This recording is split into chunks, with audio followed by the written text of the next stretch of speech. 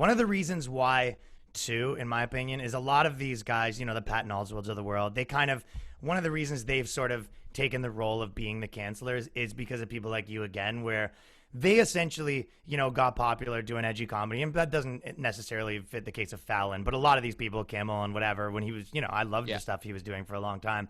And then now that they're in the, elite circles or whatever you want to call it, they sort of have these new rules that you can't do that stuff.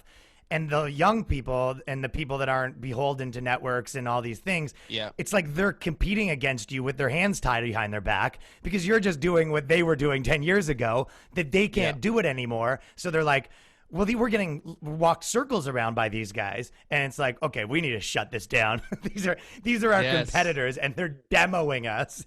That's what I was going to say. Like now they don't have their studios and they don't have their makeup and big writing rooms and teams and costumes and all that bullshit. It's like essentially all of these daily talk shows are now YouTube channels filmed from bedrooms. And like the average YouTuber, like it literally looks worse than like a 15-year-old YouTuber's video who had a tutorial at $500.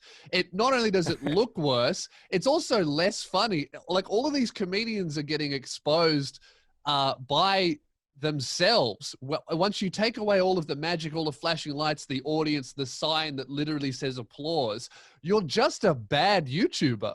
And taking away the like huge guests for the most part too. Yeah. It's like you would look a lot more important right now with Jay-Z sitting beside you. Absolutely. Have you been watching those being like, oh, I'm crushing these guys? Because their jokes don't even like necessarily fit the format. Yeah, well, it's what I've been doing is I've just started up my my news satire desk show. What's great about it is like I'll write a few fuck jokes and just the idea of not having to run that by anyone immediately gives you the leg up over these corporate guys, because it's like, maybe I want to make a joke about Ford being like a bunch of people from ISIS driving Fords. If my network's sponsored by Ford, that joke's out the window.